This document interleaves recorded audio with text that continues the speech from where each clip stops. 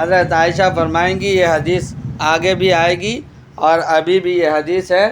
اس حدیث کو یہ دیکھو کہ حضور صلی اللہ علیہ وسلم اعتکاف میں رہتے تھے تو یہ مسجد ہوا اور وہ حضرت عائشہ کا حجرہ ہوا۔ ان لوگوں کا حجرہ کیا ہوتا تھا، ایک پردہ ہوتا تھا ٹاٹ کا، یہ جو ٹاٹ ہے سامنے والا، یہ دیکھو کمبل ہے، کمبل جیسا بورا کا پردہ ہوتا تھا۔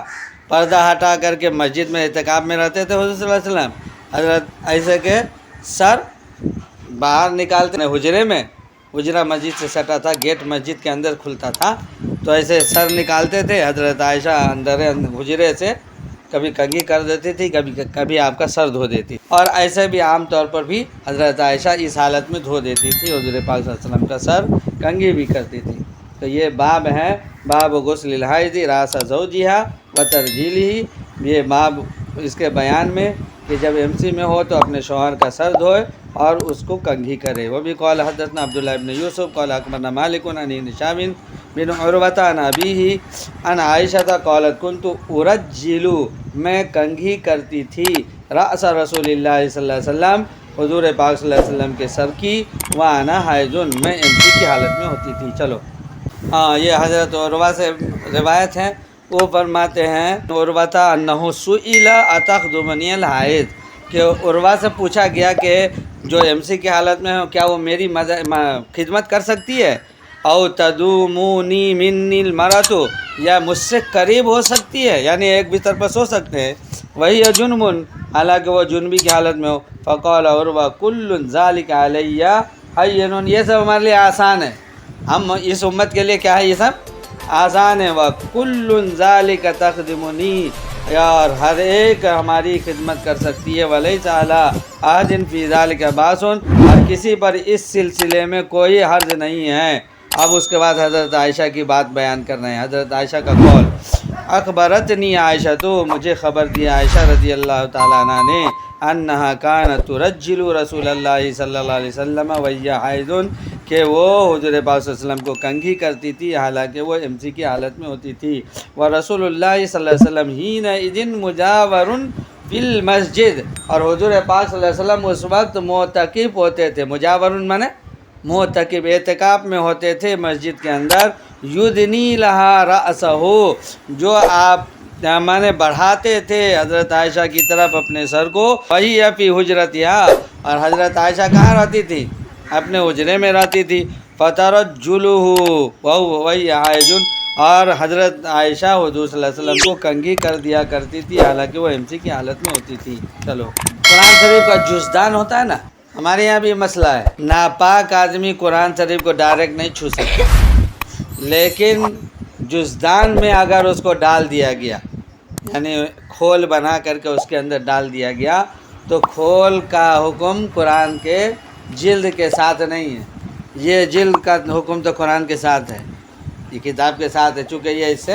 منسلک ہے، اس کو ہٹائیں گے کتاب پھٹ جائے گی، تو یہ اس کے ساتھ منسلک ہے، اس کو نہیں چھو سکتے۔ اس کا کوئی کاغذ کا کور بنا دیا اور اس کور میں رکھ دیا، جیسے کارٹون ہے، چھوٹا سا کارٹون بنا دیا، اس کارٹون کو چھو سکتے ہیں، یا اسی کو میں نے کپڑا کا جزدان بنا دیا، اس کپڑے پر کر دیا تو اسے چھو سکتے ہیں۔ یہ سب جو ہے نا باب قائم کر کے امام بخاری رحمۃ اللہ علیہ یہ ثابت کرنا چاہتے ہیں کہ اس حالت میں عورتیں قرآن چھو سکتی ہیں، ان کا مسلک وہی ہے، لیکن اور ہر ایک کی اقوال کو نقل کر رہے ہیں، نقل کر کے ثابت کر رہے ہیں۔ حضرت امام مالک کا ایک قول اور امام بخاری کا قول اور کچھ صحابہ کا قول ہے، جتنے صحابہ ہیں نا، صحابہ کی باتیں بتائی جا رہی ہے، اس میں کچھ آئے گی بات میں، ان کا جو ہے مجاز وہی ہے۔ چلو، باب قراءۃ الرجل فی حجر امرأتہ، یہ باب مرد کا پڑھنا اپنے بیوی کے گود میں، وہی حائض، جبکہ وہ MC کی حالت میں ہو۔ وکان ابو وائل،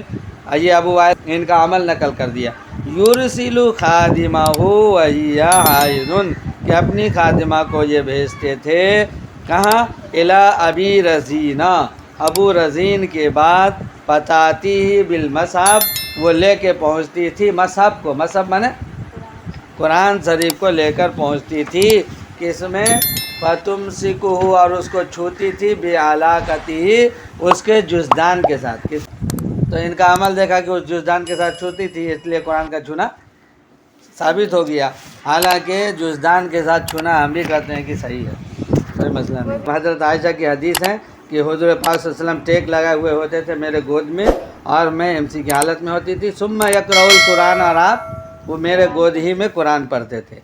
سمجھ میں آئی؟ جیسے کیا ثابت کرنا چاہتے ہیں کہ مطلب ان کے گود میں تھے اور قرآن پڑھ رہے تھے, تو اس کا مطلب قرآن پڑھنا جائز ہے تو چھونا بھی جائز ہے. تو حالانکہ حضرت حضور صلی اللہ علیہ وسلم پڑھ رہے تھے. جملہ یہاں پر آئے گا خمیصۃ, بسترا کی چادر میں بناتی ہے نا, یہ خمیصہ کا مطلب بیل بوٹے والا چادر, اور خمیلہ کا مطلب پھودنے والا چادر, جس چادر کے آس پاس میں پھودنا لگا ہو.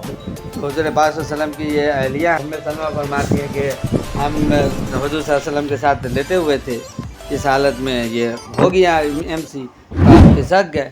تو حضور نے پوچھا, تو اس میں ایک جملہ ہے کہ آپ حیض کو نا نفاس کا نام دیتے تھے. تو پوچھ دیا کہ انفس تھی, تو میں نے کہا ہاں. تو چونکہ اس حالت میں وہ ناپاک ہوئی تو سوچی کہ حضور سے ہٹ جاتے ہیں, لیکن حضور نے ان کو قریب کہا ایک ہی چادر میں کہ آؤ ساتھ میں سو جاؤ.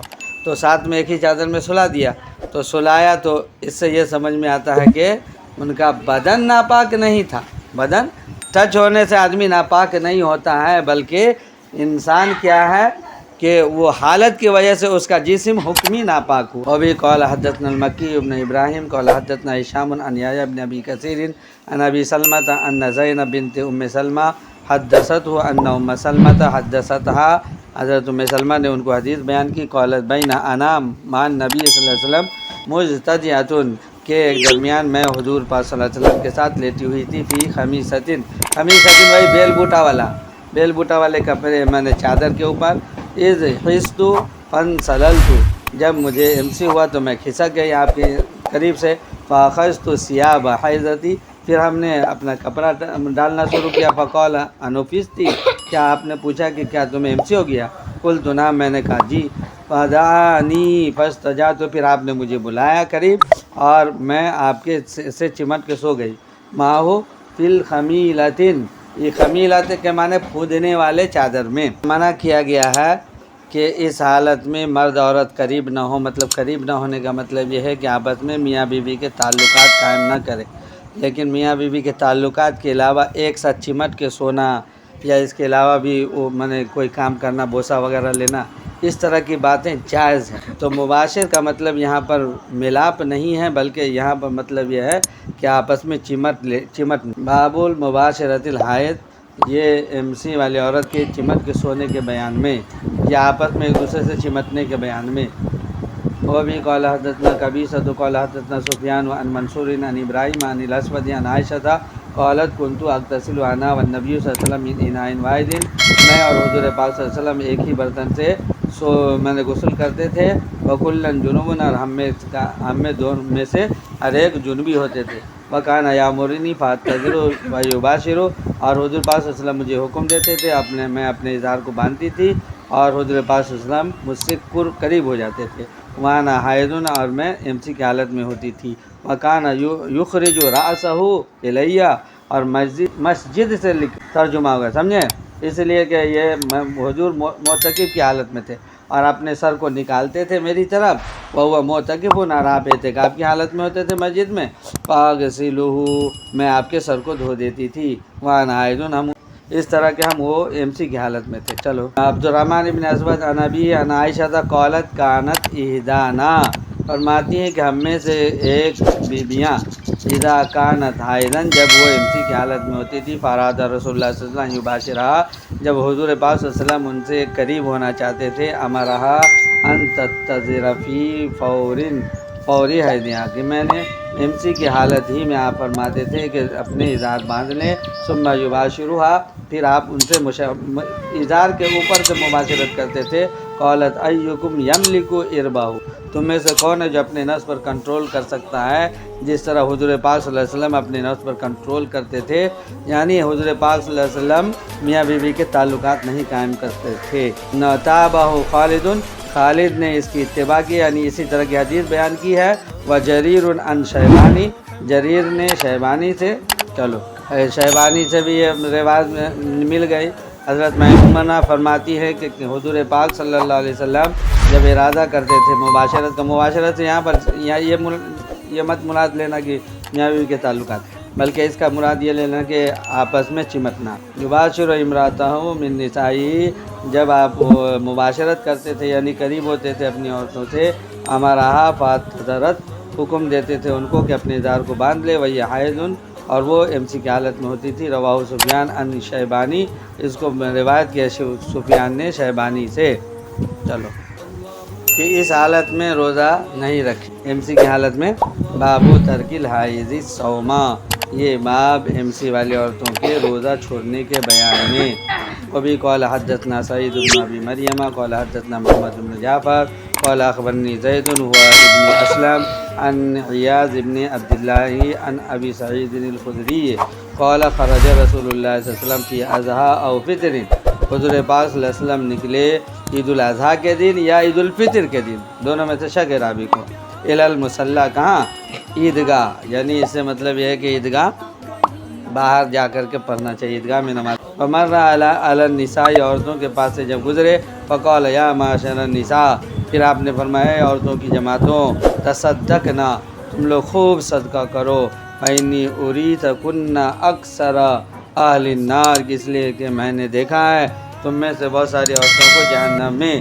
فقلنا وبما یا رسول اللہ، تو ان عورتوں نے پوچھا کہ اللہ کے رسول کیوں، آپ نے کیوں دیکھا عورتوں کو سب سے زیادہ جہنم میں؟ قال تکثرن لانا، کہ تم لوگ بہت زیادہ لعنت ملامت کرتی ہو، جب بھی ہوتا تھا بچے کو تو مر جائے، ہوتا ہے نا، عورت سب بہت بچہ سب کو بد دعا دیتی ہے، مر جائے، ڈوب جائے، تو فلاں کی چمکی کی بیماری پکڑ لے، تو فلاں کی بیماری پکڑ لے، ہاں۔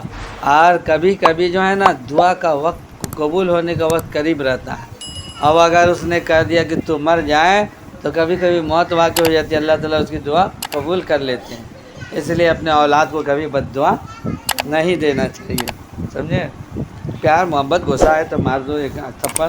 سرن لانا، لعنت ملامت کیا کرتی ہیں؟ خوب کرتی ہیں، ہاں۔ وتکفرن العشیرہ، اور شوہروں کی کیا کرتی ہیں؟ نافرمانی، انکار کرتی ہیں۔ نافرمانی سے مراد انکار کرنا، پوری زندگی اچھا کھلایا، اچھا پلایا، اچھا سب کچھ کیا، اور جب کبھی کوئی چیز کہا کہ فلاں چیز لا دیجیے، نہیں لایا تو کہا ہم کو ہمیشہ فقیرن بنا کے رکھا، ایسا بول دیتی ہے۔ ایسا ہم آپ کے یہاں تو کبھی خوش رہبے نہیں کیے، خوشی کی حالت میں رکھبے نہیں کیا، یہ حضور نے فرمایا، اس طرح کا جملہ آ جاتا ہے۔ تکفرن العشیرہ، اپنے شوہر کی نافرمانی مطلب انکار کرتی ہے بہت ساری چیزوں کی، انعام کی۔ ما رأیت من ناقصات عقل و دین، میں نے نہیں دیکھا ناقصات عقل، نہ میں نے عقل کے اعتبار سے کم اور دین کے اعتبار سے کم، اذهب اللب الرجل الحازم، یعنی عقل مند آدمی کی عقل کو کھانے کے سلسلے میں، عقل کو لے جانے کے سلسلے میں، یعنی عقل مند آدمی کے عقل کو تم کیا کرتی ہو؟ ہاں، ان کی عقل کو جو ہے نا پردہ ڈال دیتی ہو اس کی عقل پر، کیوں؟ کفر کی وجہ سے، لعنت کی ملامت کی وجہ سے، یا انکار کی وجہ سے۔ من نقصان عقلہا، اپنے عقل کے نقصان کی وجہ سے، یعنی کم عقل ہونے کی وجہ سے۔ من عازمن من احدی کنہ، تم میں سے کوئی ایک، قلنا وما نقصان دیننا وعقلنا، اب لیڈی سب تو ایسی تھی، حضور کے زمانے کی تھی، پوچھ دیا اللہ کے رسول ہمارے دین میں کیا نقصان ہے اور عقل میں کیا نقصان ہے، یہ بتائیے آپ۔ تب حضور نے فرمایا ما نقصان دیننا وعقلنا یا رسول اللہ، قال الیس شہادت المرأۃ مثل نصف شہادت الرجل، کہا کہ ایک مرد اور دو عورت کی گواہی چاہیے، عورت میں ایک عورت کی گواہی نہیں چلے گی، اگر دو گواہ ہے تو ایک مرد دو عورت کی گواہی تک۔ فرمایا کہ کیا گواہی کے معاملے میں، فرمایا الیس شہادت المرأۃ مثل نصف شہادت الرجل، کیا عورت کی شہادت گواہی کے معاملے میں آدھے مرد کے شہادت کے برابر نہیں ہے؟ دو عورت برابر ایک مرد گواہی میں، دو عورت جا کے گواہی دے گی تب جا کے ایک مرد کے برابر اس کی گواہی مانی جائے گی۔ قلنا بھلا، تو عورتوں نے کہا ہاں یہ مسئلہ تو ہے۔ قال فذلک، فرمایا کہ اسی لیے تو ناقص عقل ہوا نا، آدھی عقل ہوئی نا مرد سے۔ قال فذلک من نقصان عقلہا، آپ نے فرمایا کہ یہ ہوا اس کے عقل کی کمی۔ اچھا، اس کے بعد حضور پاک صلی اللہ علیہ وسلم نے پوچھا अलीसा इदा हाजत लम तुसल्ली वलम तसुम, कि जब ये एमसी की हालत में होती थी, ना नमाज़ पढ़ती है और ना रोज़ा रखती है, तो हुजूर के ज़माने ही से नमाज रोज़ा मना था। हुजूर के ज़माने तो मसला बताए कि इस हालत में ना रोज़ा रखना है ना नमाज़ पढ़ना है, तो जब एक महीने में कम से कम 3 दिन की नमाज़ तो माफ़ हुई ना उसकी, तो 3 दिन की नमाज़ घट गई ना। मर्द तो 3 दिन की नमाज़ पढ़ा तो उसका सवाब तो उसको मिलेगा ना, नहीं मिलेगा तो कम से कम औरत को मान लिया कि वो 3 दिन का सवाब मिलेगा। तो एक डायरेक्ट नमाज पढ़ लेना और एक है सवाब का मिल जाना, दोनों में आसमान ज़मीन का फ़र्क है। इसने नमाज भी पढ़ा, पूरा अमल किया है, इसका मकाम 1 से 700 गुना तक बढ़ेगा नेकी का, और इसको इसके नमाज के बराबर सवाब मिलेगा, चूँकि अल्लाह की तरफ से उसको आया है। ये जो माने बीमारी आई है अल्लाह की तरफ से आई है। तो बहरहाल नमाज में कमी आई, रोज़ा नहीं रखना है, तो रोज़ा तो नहीं रखना, बाद में क़ज़ा रखनी है। बाद में क्या करनी है? तो डायरेक्ट रमज़ान का रोज़ा रखना और क़ज़ा रोज़ा रखना दोनों में फ़र्क नहीं है। रमज़ान के रोज़े की क़ज़ा करने में या रमज़ान के रोज़े को डायरेक्ट रखने में, नफिल पढ़ेगा रमज़ान के महीने में तो किसके बराबर सवाब मिलेगा? फ़र्ज़ के बराबर सवाब मिलेगा। और एक फ़र्ज़ कितने फ़र्ज़ के बराबर मिलेगा? 70 गुना ज़्यादा मिलेगा। तो यहाँ तो 70 गुना बढ़ गया, 70 गुना, और बाद में क़ज़ा करेगा थोड़ी वो मकाम मिलेगा रमज़ान की वजह से। तो इसमें भी कमी आई। कुलना भला, तो उन्होंने कहा कि हाँ नमाज में भी नमाज भी माफ़ है और रोज़ा भी बाद में रखना है। क़ाल फ़ज़ालिका मिन नुक़सान दीनिहा, अल्लाह के रसूल सल्लल्लाहु अलैहि वसल्लम ने फरमाया बस ये तुम्हारे दीन का नुकसान है।